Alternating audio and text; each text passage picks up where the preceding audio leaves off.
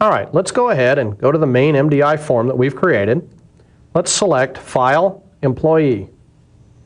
Now what I want to do then is simply call that employee form. That's it. We'll close this code window down. Here's our MDI form. We should be able to run this now, except for one thing. If you remember, I just created a brand new project, and it adds a startup form for me. Let's go over to the project properties, and let's select the startup object to now be our main MDI form instead of that form 1 that it added when we created the new project. In fact, we could actually get rid of that form 1 now. But let's go ahead and select that as our startup project. Click OK. And now we should be able to run this application. Here is then our main MDI form. And I'm going to go ahead and blow this up full screen. And then we'll come up here to the File menu and select Employee. And voila, here comes our employee form that we're all used to.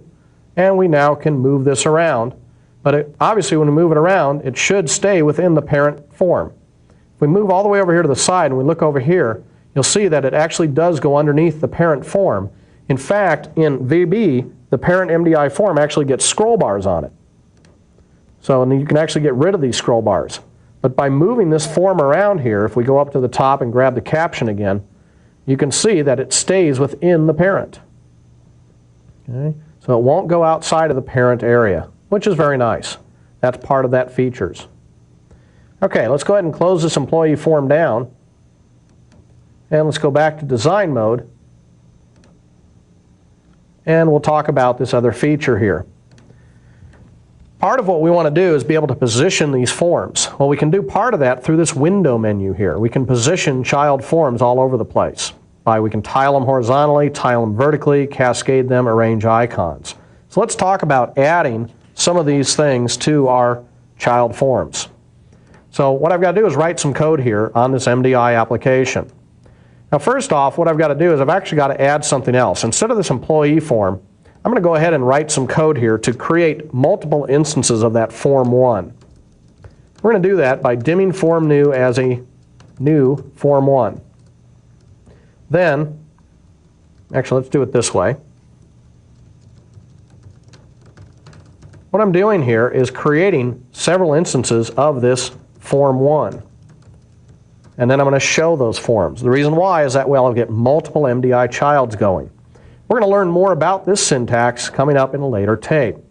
For now, let's just pay attention to the actual implementation. I'm going to go ahead and run this. Now we'll select File Employee, File Employee, File Employee, and you can see I've got multiple instances of that form 1. The reason I wanted to do this was to show you some of the behaviors. Obviously, the child forms stay within the parent. We get the MDI look and feel. Also, you can minimize these, and they stay within the parent. All this happens for free. There's no coding for this at all. We can close these. We can actually restore them back to a normal size, and we can maximize them. When we maximize them, that child controls actually go right underneath the parent controls, and the caption gets added to the MDI parent caption. Bring it back to a normal size. Well, now part of the functionality that we want to do here is actually to tile these things horizontally, vertically, cascade them, and even arrange the icons. So let's go ahead and quit this. And now what we're going to do is we're going to add a little bit of code to each of those different menu items. So we'll start out with the tile horizontal, which is this menu W horizontal. So we've got menu W horizontal click event. When we click on this, what we want to do is arrange all of the child forms that are open horizontally. So we're going to use this arrange method on the MDI form. Arrange only comes on these MDI parent forms. And this tells all the children forms basically to arrange themselves tiling horizontally.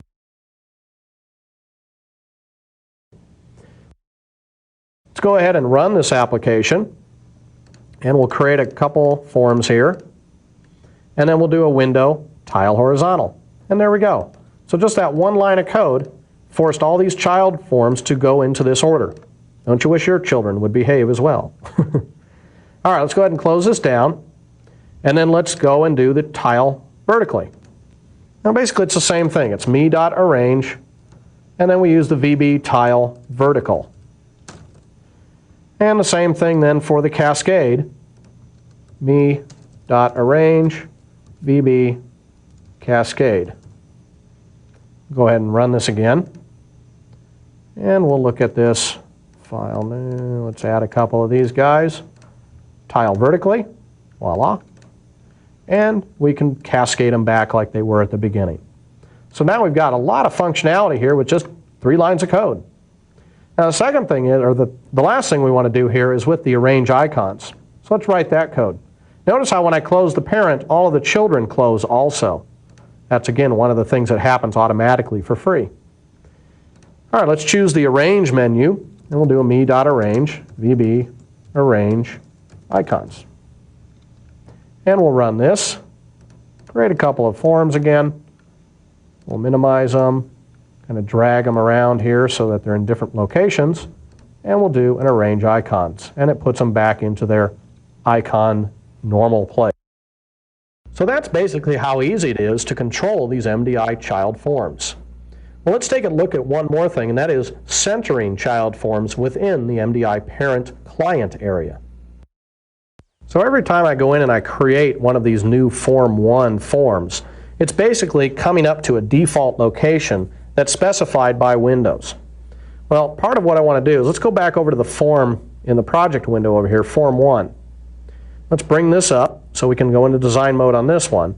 And now what I'm going to do is in the form load event, I'm going to write some code so that it'll center itself within the MDI parent. So what I can do is I can actually do a me.move. Now move is a method of the form object, and I can pass it the top and left of where I want this thing to locate itself. Well, to do that, I actually want to use the form main as a reference.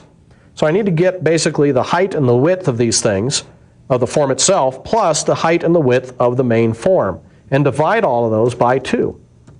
So I'll take the width and divide it by 2, and I'll subtract from that the width of the form, me.width, divided by 2. Then I also want to put in the top of this guy, so I'll put in form main.height, divided by 2, minus me.height, divided by 2. Now with that little bit of code right there, I can actually center this form within the within the parent's client area. Let's go ahead and start the application again, and let's create a new form. Now you can see how it almost centered. It's actually, I may have got that backwards. I think I did the forms, the height and the width actually a little bit backwards there. So it should have ended up about right here. Now sometimes it won't look exactly centered. Sometimes it will look a little bit off. That has to do with the screen resolution and where things fall. Now the parent client area is all of this area right here. Okay, it's below the menu bar and below this border down here, or above this border right here. So that's the client area. So that's the way that we want to actually center this thing. In fact, that's part of the problem that I have here with this form main.width, is that the total width of the form and, of course, the total height of the form. So actually, to be a little more correct, is we would probably want to put in the scale width and the scale height, which gives us then the interior dimensions of this. So this should be the left and the top, yeah. So let's try this now. We'll go ahead and run this form. Aha! Now we've got it pretty well centered. Like I said, it looks like it's just the screen resolution, but that is exactly centered now. Because before we were taking the width from here to here, which actually isn't correct. We really want the width below here. So that's what the scale width and the scale height does, and the scale width gives us the inside dimensions. So that's how you can put something right in the middle of your MDI parent application.